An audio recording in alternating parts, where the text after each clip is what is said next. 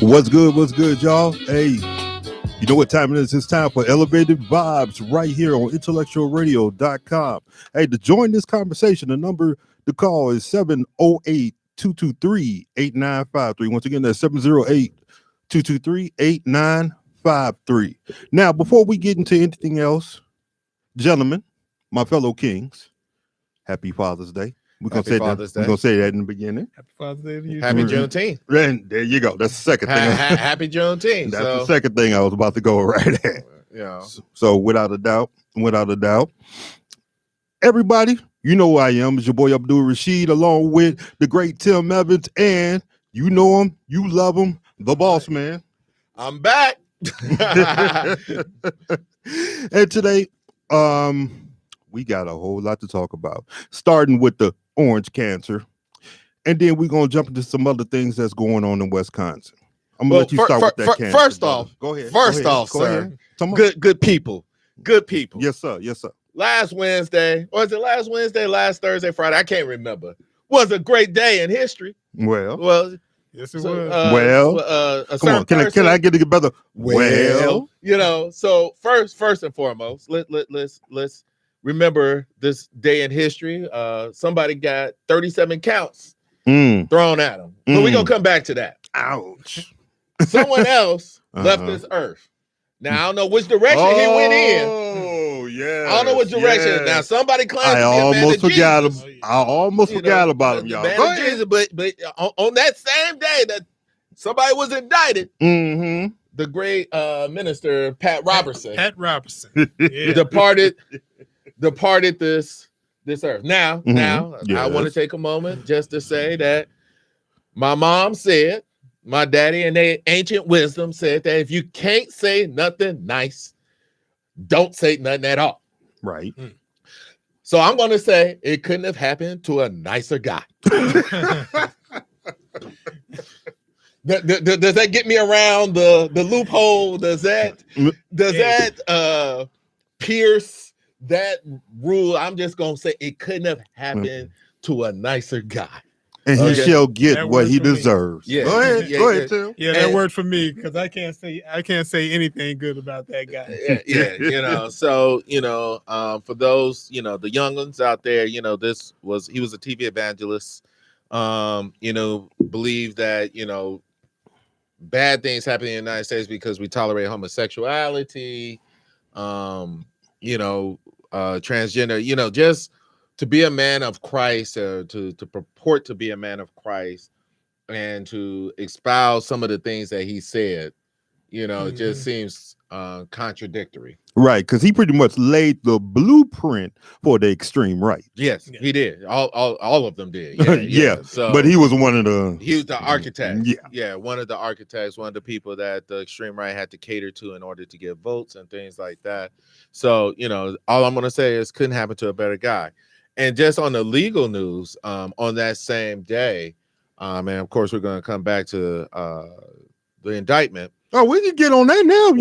No, because we also got to talk about the Supreme Court. The Supreme Court, in a surprising vote, voted down Alabama's congressional gerrymandered district, and it was surprising because two of the justices, Chief Justice John Roberts, and I forget which other justice, the one who was accused of rape, whose name escapes me right now, and I apologize. Kavanaugh, Brett Kavanaugh. Thank you, sir. There it is. Voted with, let's just say the liberal justices, and said that the Alabama map, as drawn, diluted racial votes. That 1 in 4 Alabamian is a person of color, or particularly African American, and that the way they had drawn their congressional district, they only had one district out of 7, and so that can have consequences for the 2024 election, because now we have 2 congressional districts. Well, what should be, we'll see what happens. What will happen, and maybe that will serve as a model for some of these other states, knowing that they can't get away with it as they've been drawing these racial districts or drawing these voting districts. Not surprisingly, the dissenting opinion was written by Justice Clarence Thomas. I haven't read all of it. I only read the first couple, and I couldn't do the rest, but literally dedicated 48 pages to talking about why Black people shouldn't be allowed to vote. Like, literally, it's just mind-boggling. This is the same man who has received oogabs of money, well, prizes or trips from a very rich donor, and things like that. So that was a good day. So the last week was with the indictment, because remember when they first and we'll switch to the indictment, but the day before they only said we had 7 counts against the president. So go ahead, Tim. Going back to the Supreme Court, though, do you think that because Roberts is so concerned with his legacy, maybe he's trying to set some kind of precedent on kind of a balance of Roberts is concerned with his legacy,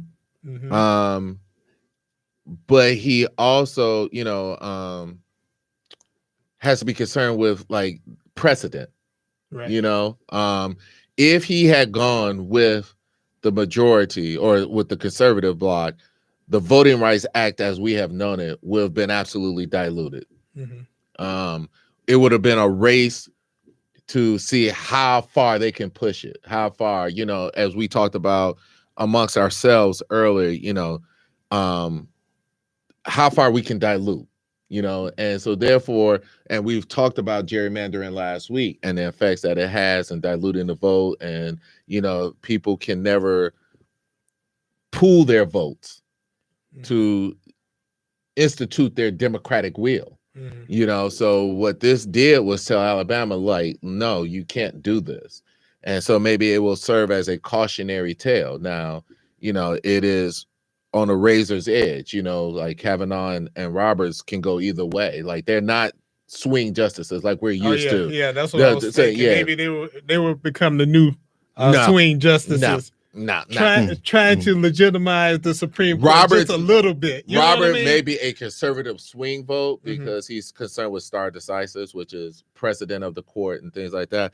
But they kind of departed from that with the abortion kind of thing. Like, this was 77 years of precedent, and he voted with the majority to overturn. So you can't be concerned with stare decisis and vote with the conservative who voted to overturn that, and then to try to figure out this legal maneuvering to justify that opinion with, what was precedent. It was the law of the land, and we see what happens when the courts do get rid of precedent stare decisis. Now, I think it's 28 states have these strict abortion laws.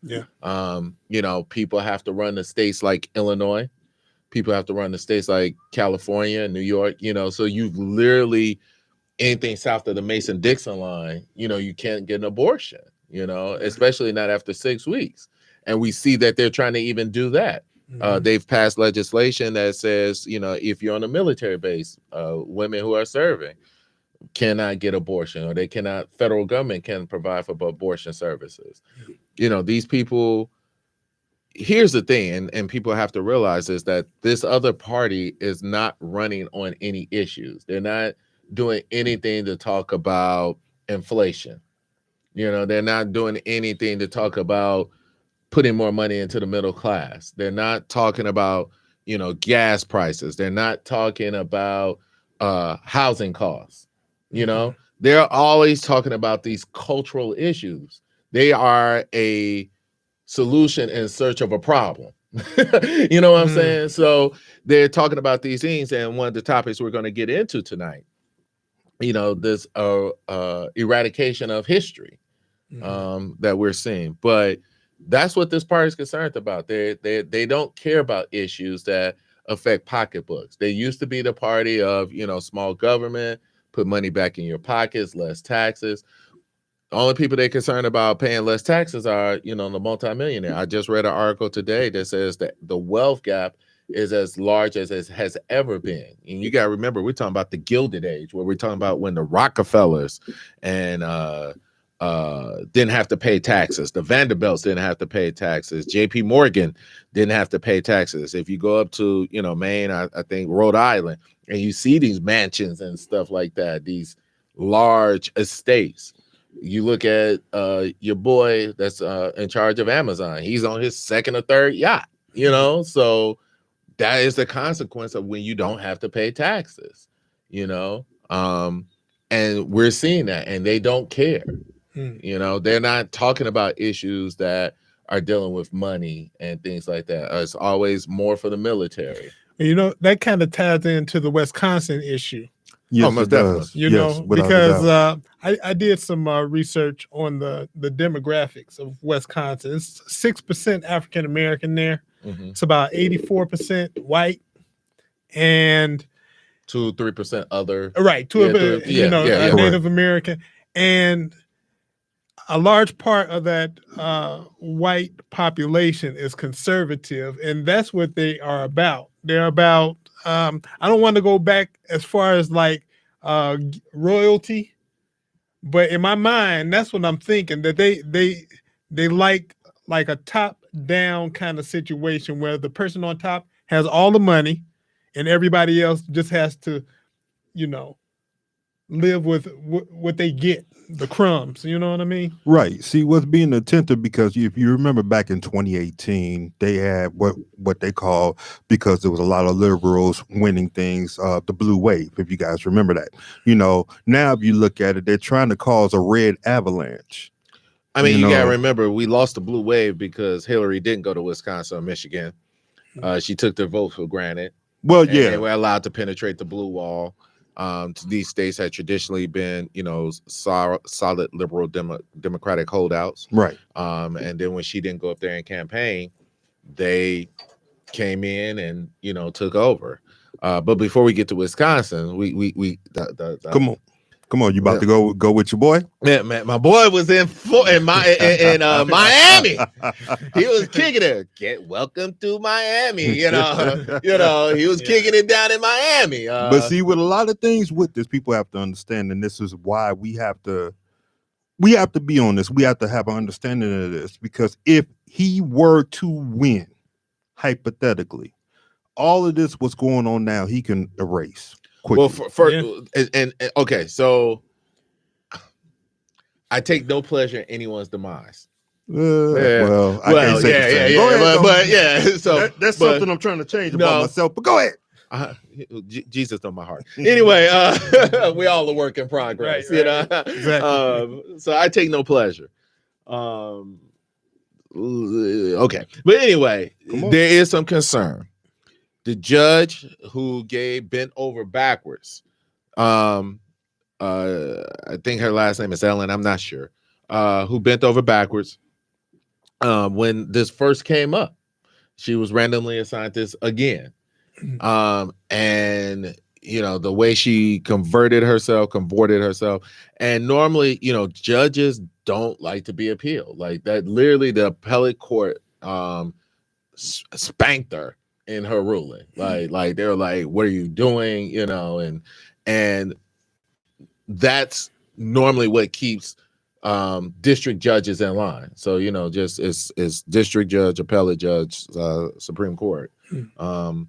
And what happened in this case is that she went out of her way. And if you read her decision, even to a first year law student, you'd be like, what happened? And so she was appealed and was sent back, and, with instructions and things like that. There's nothing to stop her from doing that again. So this judge controls jury selection, the speed of trial, all those things. So she can literally drag this trial out, and defense is going to want to drag this out. Like, remember last week we talked about the right to a speedy trial. Yeah. The defense doesn't want this. They might waive their right to a speedy trial because, to Richard's credit, or as he stated, what happens if he's allowed to go through and run for office and win? Like, what does that say? Like, let's say we still haven't had trial by the time the Republican nomination party is over. And right now he's the number one Republican contender, by double digits. The closest is your friend, Mr. DeSantis. And I believe he was polling, I think Trump was polling 17 points higher. And we need to talk about that dichotomy. Like, what is this? Why is he such a figurehead? And that's the part I can't understand. This man who claims to be a patriot, claims to, America first, kept classified documents in a bathroom and in a hallway where if there were, and I think he kept them because he was going to give them to Russia. Like, I definitely think he colludes with Russia. I definitely think, he is in Putin's pocket, and that's why he kept them. Why would you? Some of these documents, and some of that, it probably has some bad information on him in those documents, and so that's why he's trying to hide it. No, you gotta remember. So they didn't even come after him for the first set of documents, right? He turned those over. They came after him for his willful attempt to keep other documents, and they got him on tape. They got this man on tape saying, "I know this stuff is secret." So you got him there dead to left, right? I mean, he got 37 counts. He going away. Like, there's no way to get around this. You know what I'm saying? So, and the feds have a 90% conviction rate. So you got 37 counts coming after you. And this is what I wanted to say. Some of these documents were so secret that the access code to get to these documents was classified. Yes. That's how secret and sanctimount these documents were. Like, this is a treasure trove if someone had gotten a hold of these documents. They don't belong to you. They belong to the U.S. government. Why do you need war plans? And that's why I really do believe it was some more damning information in there against him. I think he would have been he would have been a double agent. I honestly do. Like, they had some very secretive, like, top level secrets in there. It wasn't anything frivolous. It was like how America battle plans were. Our response to an attack. Right, exactly. Our response to an attack. Other countries' capabilities. Other countries' capabilities. Yeah. Where would an attack happen? Right. These are documents. That's top of the top. That people may have lost their lives for getting these documents. When the Secret Service, not the Secret Service, but the CIA community is so concerned about the documents that you have to share with your president that we have to parse the information. You got to remember, when he was in the White House, he met with the Russian ambassador and his envoyage without anyone else in the room. That's highly unusual. He kicked everybody out. That's highly unusual. That this has never happened. You're bragging to other people about these secret documents that you have and showing them to people. Like, these documents are secret. Like, you know what I'm saying? Like, you don't just to get to say, "Oh, I declassified it with my mind." You know what I'm saying? Like, and so I say all that to say, are we as a nation so devalued, so broken, that we need this false strong man to come in? And these are the same people, these religious people. Now, I know a little Bible. I don't know a lot. But that last book, what's that last book in the Bible called? Revelations. Said, beware of the false prophet. He shall bear the mark of the devil. He shall, promise all of this stuff.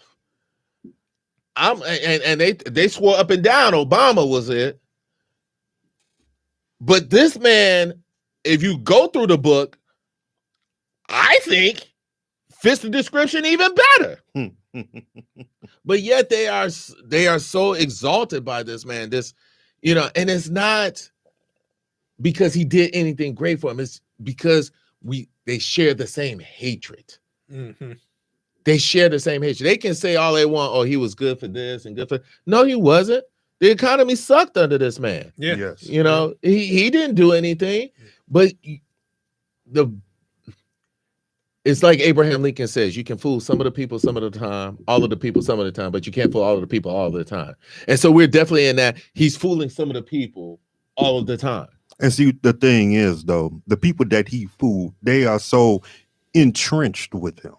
You understand what I'm saying? Where all these other Republicans are still false idolatry. It is literally false. They are worshiping the golden calf. Exactly. Well, they call them a cult. So It is. Yeah, There's no other way to put it. Jamestown, sip the Kool-Aid, if y'all will. Why are y'all willing to follow this man who will willingly throw you under the bus? Right. Because he ain't nothing but about himself. If folks can't see that. Hey, in the cult, you can't see that kind of stuff. It just everybody else is telling you, and the more that people enforce that and they tell you that you're in a cult, the further you go into it. Yeah, you can't. That's true. You can't reason them out of it. Yeah, and that to me is, I shouldn't say it's shocking because we know what it is at this point, and that's why I keep saying they don't care. Right. Like they don't care. People right now, people just want power for power's sake. Mm-hmm. Power is not an infinite resource; it's limited. And so, if I can hold on to it and take it from you, and people feel like, hey, he's the only way I can hold on to this little bit I got, then that's what they'll go for. But he's a straw man. He is false. He is a false prophet. Like there's nothing good about him. Like, you know what I'm saying? So I just don't understand. Like I mean, so one of the things that because you're absolutely right. There is no good with this man. There will never be no good with this man. I mean, he does love his daughter too much. I'm gonna keep this a family show. Go ahead. He is a family show. Like, there's a certain adult movie that came out in the late 70s, early 80s called Taboo. I'm just gonna say, you know what I'm saying? And the way he talks about his daughter, he could be bonk, bonk, bonk, bonk, bonk, bonk, and Taboo. Like, you know what I'm saying? Like, I'm just saying, like, so kind of the 70s music. Bonk, chicka, bonk, bonk, bonk, so I don't understand it. But I'm beyond trying to understand. You can't make sense of nonsense. Right. And that's what I'm saying is, at some point, we have to give up trying to rationalize with this. They're no longer engaged in dialogue. We have to find a way to step together to, number one, remove this judge. All right. Well, is she definitely in there? So in the law, you do get a substitution of judge, and that's what we got to call for because we know this. Well, but strategy. We know what he does, right? He attacks the judge, say he's a Trump hater, and not that. He can't say that with this one. He can't say that. So strategy may be, no, we're gonna roll with this judge because in order to ensure that there's a legitimate process, if we substitute a judge, another judge gotta come in here and he can attack that judge. He can't say nothing about this judge. He appointed this judge. This judge went out of her way to accommodate and make a way for him when this matter first came up and all of that stuff. So as a strategy, in order to maintain legitimacy, because that's what he does. He wants to attack the FBI. He wants to attack the National Archives people. He wants to say they're all out to get him, right? It's kind of like, I hate to equate it, but it's like the HIV virus. We attack the white blood cells. White blood cells are responsible for protecting the human body. HIV virus says, no, we're going to attack the white blood cells. And that you don't die from HIV, you die from the comorbidities of having HIV, influenza and all the other viruses, because now your body doesn't have an immune system to do that. Trump does the same thing. He delegitimizes those forces that are responsible for enforcing the law. So the FBI is out to get them. Right. But you have to understand, though, that if this does not go with that speedy trial and so forth, yeah, you could put him behind bars right now, but unfortunately, he could still run for president in jail. And that has consequences, because that's why they said they couldn't do it the first time, because he's the president. There's a DOJ paper that says, hey, you can't arrest a sitting president. I understand it. Technically, it's hard to put those two together with the law and that no man is above the law, but you also don't want people to get control of the political apparatus to arrest the president. You know what I'm saying? Yeah, but he is not technically. No, he's a citizen right now. He is a citizen. He is citizen. What happens if he does become president-elect? I don't know. And that's why. But the thing is, what they're saying is that if he does become president, he can instruct the attorney general. You know what I'm saying? Correct? No, it's independent. He can pardon. He has the power of the pardon. But right. And then he can pardon. Yeah, he has the power of the pardon. I don't get it. How can this person who caused things such as January 6th, you cannot let this man get to that point. That is where we run. That is the risk that you run. So you got to make a decision. Do you run with this judge, or do you try to get a substitutional judge?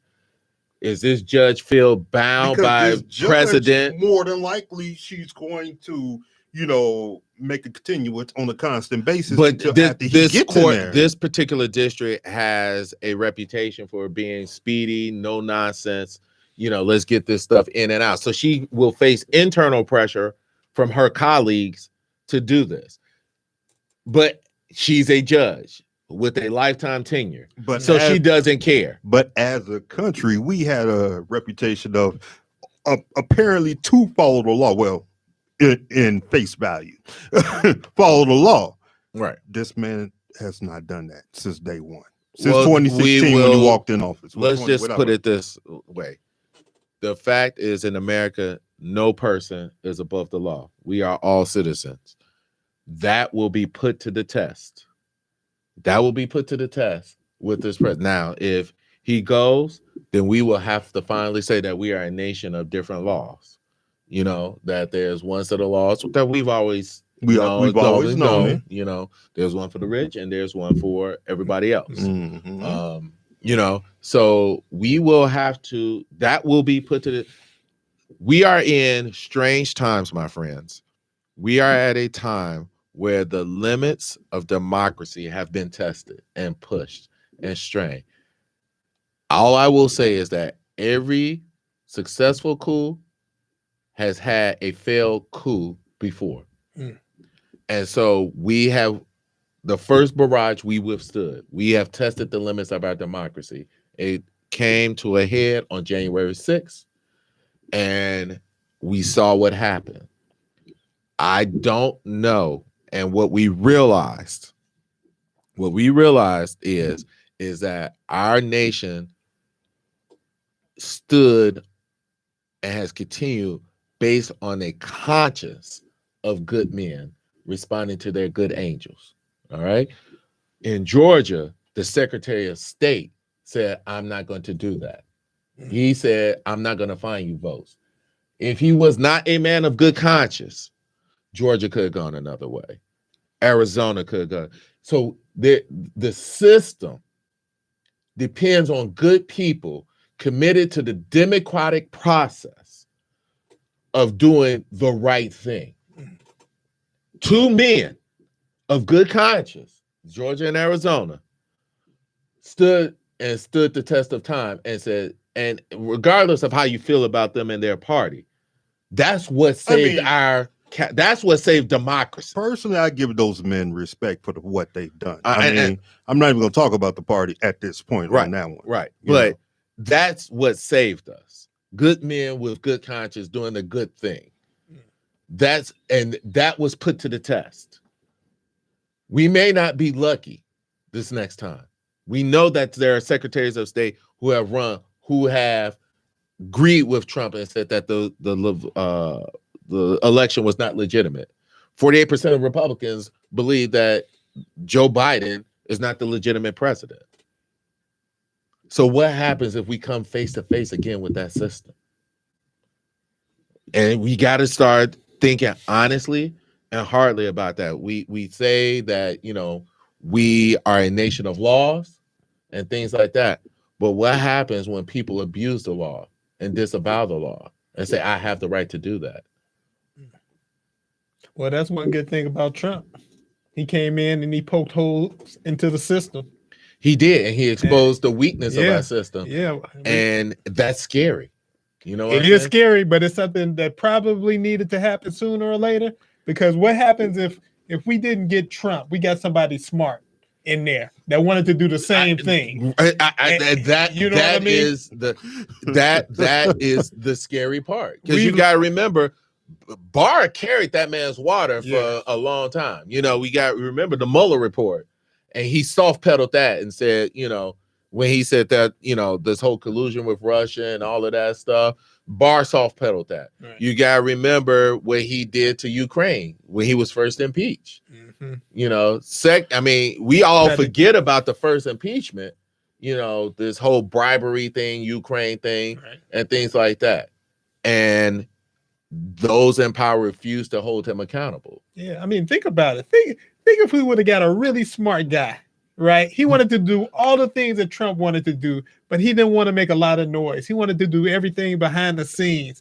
We would have been screwed. It's not even smart and charismatic. Mm-hmm. What if, like, let's get it, don't get it wrong. Like, we know that man has got the common sense that God didn't even give a Billy Goat. But anyway, and he's not charismatic. You know, he's a strong man and people like him, but he's not charismatic. What happens if you get somebody who's charismatic and smart and people just want to do things to appease him because they like him? Right. That's the scary part. Yeah. But here's the bigger thing. What do? We're talking about very sensible things. You know, what happens, A, B, C, whatever. What do we do to fix it? What do we do to stop it?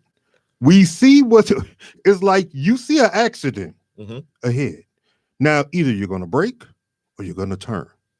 You're not going to go straight ahead. We don't need to go straight ahead because we already see what's going to happen. So what do we do to make that change? We definitely have to strengthen. We need new laws. Like, we just need new laws. Like, you know, we have to make it clear that the certification of the election is, you know, based on the certification from the parties, that the vice president doesn't have the power to overturn it. That's first and foremost. That's something that's simple to do. Make it more transparent, so that, you know, the people see this as well. Because I mean, the people are supposed to be the final judge. Go ahead. And at the state level, you know, it however, you know, that is determined, the Secretary of State cannot overturn or disavow the election as long as it's been deemed, you know, proper and legitimate. That Secretaries of State cannot, you know, just say, oh, we're just going to discredit this and send our electors. And we're going to go for the whole kit and caboodle. Yes. We just need to get rid of the Electoral College. That should have been gone. That should have been gone. That is a vestige of slavery. Yeah. You know, you got to remember, Trump lost the popular vote to Hillary Clinton. Yep. Still won because of the Electoral College. Right. We got to get rid of. If you want to say how you do strengthen the democratic institution, get rid of the Electoral College and make it a popular vote. Make it a popular vote, because you got to remember he lost by what, like 3-4 million votes to Hillary Clinton, something like that. Yes. But he still won. Like, that is an anathema. You know. So get rid of the Electoral College. Let's just start there. That's simple. You know. But they won't do it because the red states have too much power. We are a minority ran country. Majority of the people, they always say that we're a middle conservative country. I disagree. I think we're a middle to somewhat liberal country. You know what I'm saying? Majority of people support some form of abortion. Majority of people believe that we have a responsibility and duty to support the poor and things like that, you know. But then you have to question that if that's the case, why are so many conservatives running to him? Because of the minority rule. because of the electoral, because of how we have allowed gerrymandering, because of the dilution of the Civil Rights Act. So now all of these states that have historically, had to get their voting maps approved by the DOJ, now they can gerrymander so that technically the representatives choose their electors, not the other way around. The only way you're going to get people to change is that you start devising voting districts in such a way that it reflects the will of the people. You know what I'm saying? But if you can draw your district, and I know I got to conserve, and here's the thing, the more conservative that we draw our districts, the more that they have to run to the right. The more, there's nobody like it when Democrats run, they have to, they run liberal, but they got to tack to the left. Like, oh, you liberal, but you can't be that liberal. You got to have limits on abortion. So, regardless of how you feel about abortion and where it should take place and things like that, when you run for a Democrat, at some point it's like, yeah, I do support some limits on abortion. Like, you shouldn't be able to get abortion at, in the third trimester or things like that, And I'm sorry too, but I'm sorry, but the left is not as organized as the right is. If you see, if you go to like a TV show like Fox News, you will see low-level Republican operatives on Fox News. Why aren't low-level operatives from the left on MSNBC? They don't bring up the left at all. No, I mean, we have, if you consider AOC, what's my man from Vermont name? I can't think of his name. Bernie Sanders. They Elizabeth Warren. Warren. The Fab Five, as they refer to them in Congress. Those are, pretty. There is a progressive party. But I mean, are you seeing leftist podcasts on MSNBC? Well, according to the right, MSNBC is a liberal bastion. I think they tend to be liberals. I think they are liberal center, not liberal left. But they're not. They also cater to facts. Mm-hmm. Yes. Faux news don't. Right.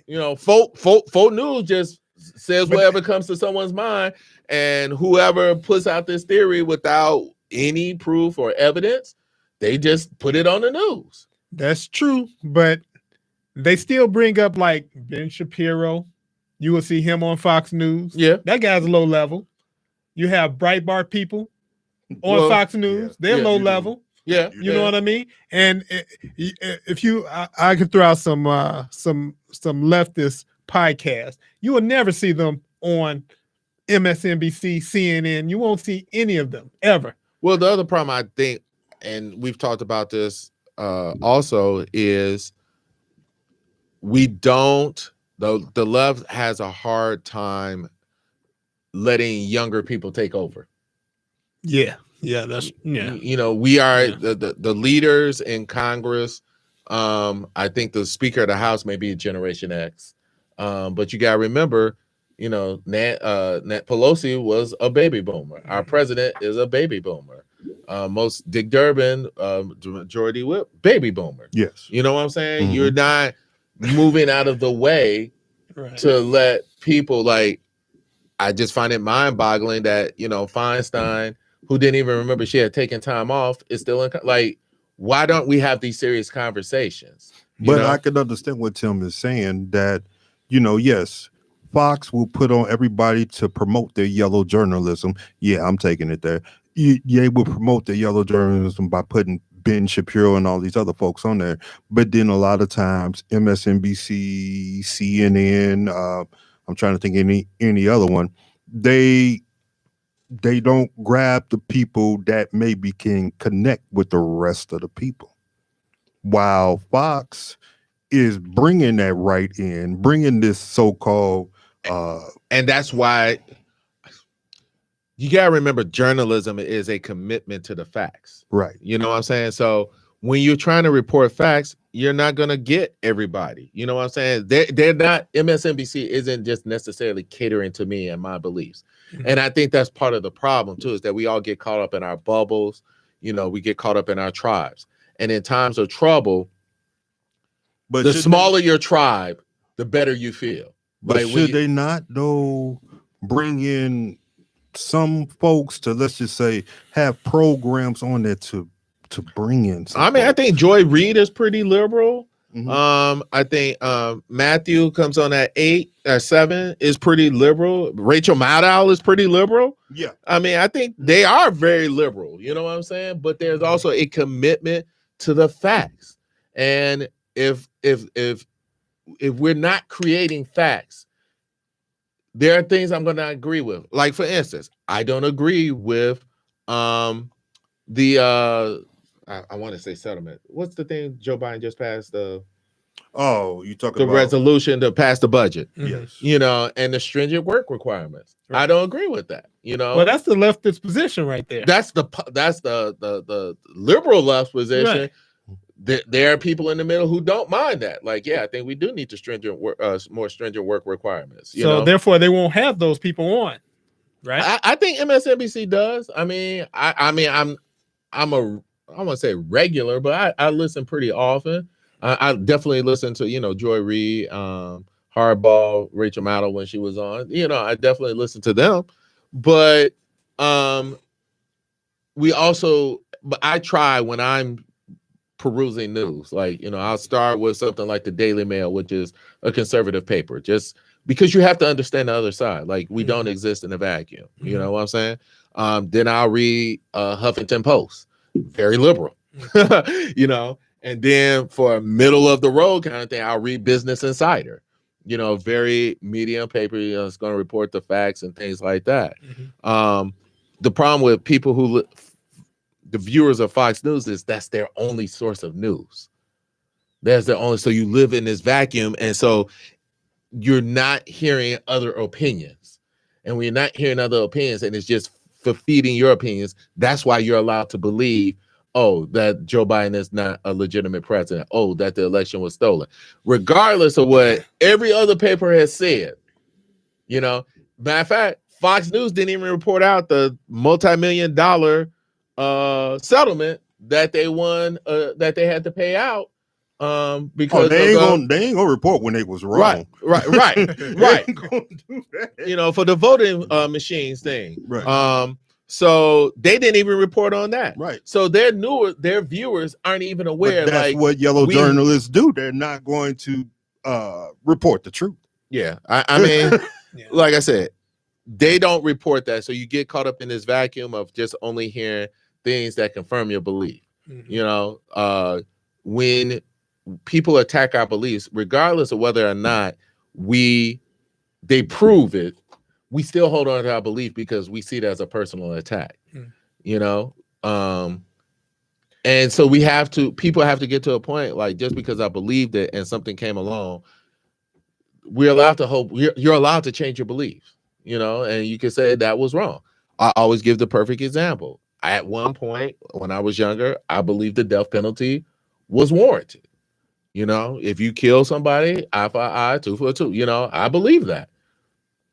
Once I started learning facts and contradiction of that and how it had been applied, inhumanely, racially, because of classism, then how can you support that? You know what I'm saying? Was I wrong to believe that? No, I didn't have all the information. Now that I have more information that challenged my beliefs, I changed the belief and I said, I don't believe in the death penalty. We are too fallible as humans to warrant that. Like, now, there are certain cases and no rule is absolute. Only rule I believe that is absolute is this too shall pass.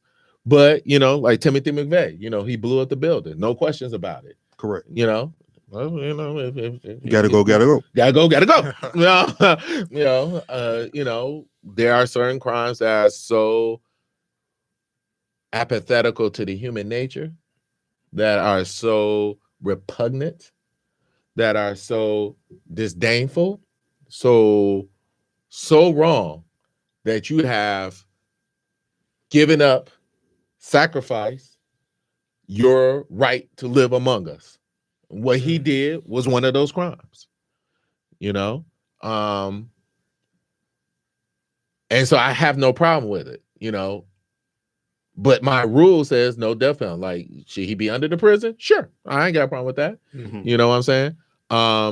My man, the dude who ate people, what was the name? Jeffrey Dahmer. His crimes are so repugnant and so horrible and so horrendous. Yeah, he deserves to be put down. Hitler, but those are the easy ones. Those are easy. The problem is in the gray areas. The problems are the gray areas. And so that's why we have a rule that says that all life is sanctified, that we will save all life. Are there times? Yes. Those lives are so repugnant. Yeah, but we keep them alive not because of who they are, but because of who we are. Yes. That's how I show my humanity, regardless of whatever you've done. Should you be able to celebrate Christmas? Hell no. Should you have to spend 24 hours in isolation? Hell yes. You can live, but you don't get to live like the rest of us. You stay 24 hours secluded. You get three meals a day. We let you out for 2 hours a day. You get some sun, get some air, but you don't get the right to interact with us. Matter of fact, you sacrifice your name. You will no longer be named as this. You will be named as inmate 2981 Yeah, you're gonna get a number anyway. You get a number, and when you go into that box, that's all you get. Right. Your name will not appear on that box. You have sacrificed your right to exist among the human roll. Right. So that's my take on it. All right. Now, so we have the time to do it. We got to talk about this thing that's going on in Wisconsin. All right. Okay. Everybody, the University of Wisconsin and all its satellites, because I think I'm trying to remember how many. I don't remember the number. Anyhow, they are cutting $32 million in funding in diversity initiatives. I hope that may sound familiar to y'all, because that's something that's been going on in a lot of these red states, particularly Florida, with your buddy. That's your boy. Hey, you ain't throwing them on me. That's your boy. You ain't throwing them on me. Y'all bro. Names begin with the same letter. That's your boy. No, bro, we ain't doing that. Nope. R&R. No, can't do it. But anyhow, though, we got to talk about what we have to do to combat against it. And from what I read with everything, this goes into function at the end of this month. So it's not much that could be done right now. But what can we do to save, different cultural things and so forth that our young people would learn in school? So just explain, because I didn't get a chance to look at the article you sent us. Yes. What's going on in Wisconsin when you say they're getting rid of the diversity initiative? So right. What's going on? They're cutting to save money. They're cutting $32 million out of these diversity initiatives. All right. Which code word, African American studies. It could be because when I think of Hispanic American studies, it go down the line. Multicultural. Right. So are they talking about initiatives in terms of like racial hiring policies? Or are they talking about? They're talking about classes and so forth. Yeah. Okay. Yeah. Which will go into hiring and everything else, but they're cutting classes. So you're in there just to learn a lot of the basics, nothing about the culture that you may be interested in, so that you can learn, so that you could be a better person, or the culture of your own to even know about your culture. Okay. And then if you're in college, so you're in a place of deeper thought, not just a quick wham bam, thank you ma'am thought, get them out the class. You know what I'm saying? So give me your thoughts. So I think what Wisconsin is going through is happening to a lot of different states. We're just not collecting enough money federally so they can distribute it to the states. You know what I mean? I looked at the income that the states takes in, right, and how it's broken down, and the amount of money they get from corporations in that state is very little. So if you don't have income coming in, you got to drop something. You got to cut something. And like I said, it's only like 6% African American and minorities are very low, 84% white. Hey, you're gonna drop with. But see, the thing is, and that's kind of what I was saying, that kids may take it to understand a different culture so they can connect with that culture instead of being how many ways we are right now. You know what I'm saying? Yeah, it's just not a priority for them. And see, that's the problem, though, and that's why it's needed. Because the more that you don't know about a person, the more that you may combat against that person. If you know about a person, maybe know about their good and all that, it's more that you may learn about each other and grow with each other. You know what I mean? Yeah, I mean, if you think that's a necessary step for your development, well, if you don't believe that you're ever going to have any kind of interaction with these people, but see, that's the thing. Why would I throw all of this money towards? But that's the thing. If you want these people to run the country, you want these people to run the world, this is what they're going to have to do. To be better leaders.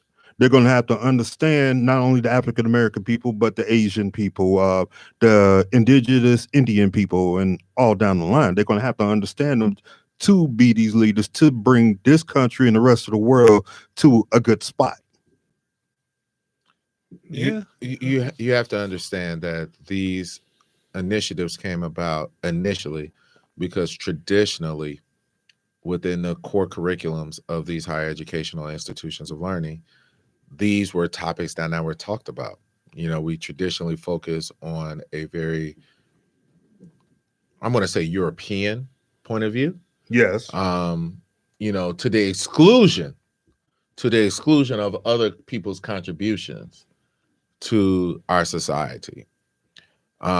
If we were to teach it appropriately and recognize the contributions of those various groups and inclusions and things like that, then it wouldn't be necessary. But because they have traditionally and historically been left out, we learn about the founding fathers, we learn about the 3/5 compromise, we learn about, Jackson and things like that. We talk about the Trail of Tears, but we don't talk about its impact. We talk about the Great Migration, but we don't talk about why it happened.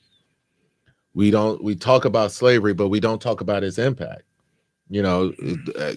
Coming up for all of us, it was like black people were slaves, we got free, and we just screwed up, and that's why we can't participate. That's but see, that's also why the kids that need the confidence, they need that push. You get some kids, you could talk about King Arthur, they know who that is. You know what I'm saying?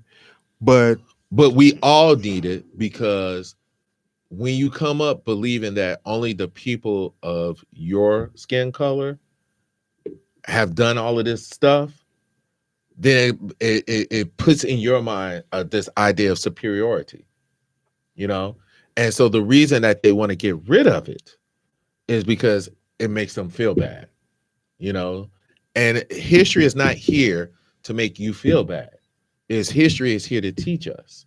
Exactly. So you don't make that same mistake again. Right. So when we talk about the Trail of Tears, we dislocated people from their land. So that's why the Native Americans in North Dakota are protesting the fuel coming through their lands. This was land that was promised to them. We've promised land to Native Americans over and over again, only to have some treaty come along and take it from them. We don't recognize, we don't talk about the Japanese internment camps. But we don't see the parallels between the Japanese internment camps and what Trump did with people coming to the border and separating families. People are like, oh, this is not American. No, it is uniquely American. We did it in slavery. Yes. You on one plantation, they make you mate with someone, you have children, and they sell you off. Right. We did it. And I just learned this. Not too long ago. We did it with Native Americans. We took them from their tribes, put them in the school, Catholic schools, and tried to indoctrinate them, and trying to make them, and we have never apologized. There has never been an apology for that. When they took these children from the Native Americans and put them in these Catholic camps, and that's what they were, not Catholic schools, they were Catholic camps, and tried to indoctrinate them into the American way. You know, that is as history as it is history. When we lock up the Japanese and things like that, and we question their law, that is American history. Right. And if we don't learn it, we'll repeat it. So when we talk about give us your tired, your huddle masters and all of that stuff, we got to talk about how we treated those people when they came here, when the Irish came here, when the Italians came here. The only thing is that at some point they were allowed to integrate into the bigger society. You know, Irish and African Americans were both indebted servants and both slaves. And then at some point, and this whole thing about paying taxes, not paying taxes. What do you think the Boston Tea Party was about? Rich white people didn't want to pay taxes to the king back in England. So we have a history of this. The gun violence in America. America was founded at the gun. This is American history. We got to stop playing like we are the good guys and somehow because of how we evolved and this American dream and all of that stuff, that somehow we're morally superior to other countries. Yeah. We are, what separates us is that we were able to overcome our history. But you can't talk about overcoming history without the history. Right. But now they're trying to cut the history. They're trying to, you know, extinguish what it is so that people and by doing won't so, know. They devalue the American legacy. This is, they don't care about the value in the legacy. But they should. They should. I agree with you 3,000,000%. But they don't care about that. And for them to say, oh, it's making people feel bad. Well, you should feel bad. If you want your people, your children to be better than you. And I think that's the job of every parent. They want their children, their offspring to be better than them. Then they got to learn this. Yeah. I mean, America is a kind of short-sighted place. You know what I mean? They will do what is beneficial at the moment, and they will sacrifice the long-term, you know. But see, long-term wise, this can come back and bite you in the rear. Of course, it's been biting us all the time. Right. Look at Iran. What I'm saying is, this is why we got to step up and we got to keep. No, this is what allows Marjorie Taylor Greene to go into Congress and espouse the stuff she does, or Trump to not know what the powers of the president are. MTG is a waste of space. We all know that. I'm sorry. Let's keep it real. Oxygen thief. But yeah, you know, or Lauren Boebert to say some of the things that they say because they don't know their history. They don't know basic American principles. In their mind, you know, and they'll never say it, but white is right. Right. I know they will. I know they will. But without the proper history, the proper context of history, and the people to teach that history, we are going to repeat the mistakes of the past. Yeah, and that's what I'm saying. We need to put our foot on the necks of these people that is trying to erase it, because if you look at it, you got to look at our children that they want to deem bad and jacked up anyway. You know, if you want one thing to make them feel better is to see that they, in their lineage, they have these kings, these queens, this, that a lot of this history will not show. They will not tell you. You know what I'm saying? I mean, you know, you don't study the history of the pyramids. You know, we study, you know, that it was the tallest structure.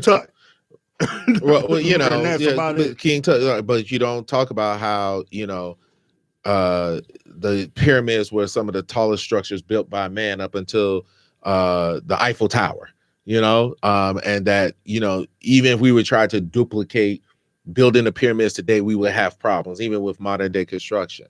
So it leads you to believe that all science, reasoning, and thought came from the European continent, which is not true.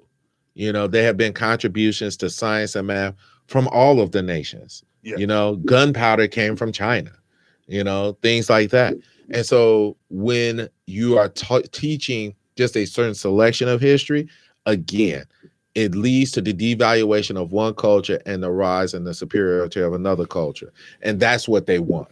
That's what they want. To justify they want to try to find a way to justify what they believe is their superiority. And since they want this, should not some of these extra social groups that we may have, should we not, and some of them may be governmentally funded, so maybe some of the jobs of some of these groups needs to be to teach this history so it does not get erased. You know what I'm saying? If you have a social group, I'm trying to think of one right off the top of my dome, and right now my mind's drawing a blank, but they should teach an aspect of history and so forth that the children are not learning, I mean, I know I was listening to a podcast a while ago where, they have these reenactments in the South.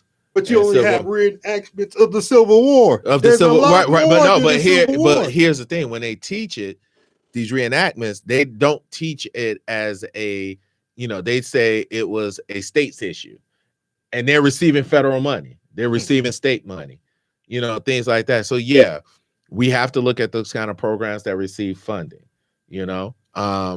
Unfortunately, education is one of those rights that's reserved to the states. And so these states get to choose their curriculum. Now, of course, there's limited power that the Department of Education can do, that because in Florida, they just passed, the Department of Education came out with them based on I think it's a due process equal rights clause saying that, these books that you're pulling, all of them either deal with, African Americans or LGBTQ, is a violation of equal protection because now you're depriving children of color and gay children of books that enrich them. And you have to tell us why you're doing that. So there are avenues that are available. And we just have to be cognizant of them. But yeah, that's the direction our country is heading in. Yeah. And I don't see every group holding education to be a valuable thing. You know what I mean? Oh, Marjorie Taylor Greene said she didn't want her staff to be educated. Exactly. She literally came out and saying, "You just like, aren't you depriving a village of its idiot? Like, right. Don't you have a village to go to be an idiot at? Yeah. Yeah. So I mean, if you can get people to agree that education is valuable, I don't know how you're going to put proper education. Yeah, education. I don't know how you're going to put more money into education until you get everybody on a similar page, And right now, I hate to say it, but Republicans, I think they're more interested in the workforce than a educated populace. You know what I mean? So yeah, without education within the workforce, you're staying at the same position, right? So they can keep their thumb on your back. Exactly. So no, totally agree. Agree. All right, y'all. Well, we're coming towards the end of things, unfortunately, but we would love for you all to keep this conversation going. So make sure that you all can comment within the lives. You can always hit us on the email. That's the triplethreatofradio@gmail.com. Once again, it's the triplethreatofradio@gmail.com. We will get with you, conversate with you, and everything else. All right. So it's your boy Abdul Rashid along with the boss. Go ahead. Mr. Till Malvins and the boss man. What up? Glad to be here. Stay up, stay positive, stay elevated. Without a doubt. And we will catch y'all next week. All right. Peace. Peace, everybody.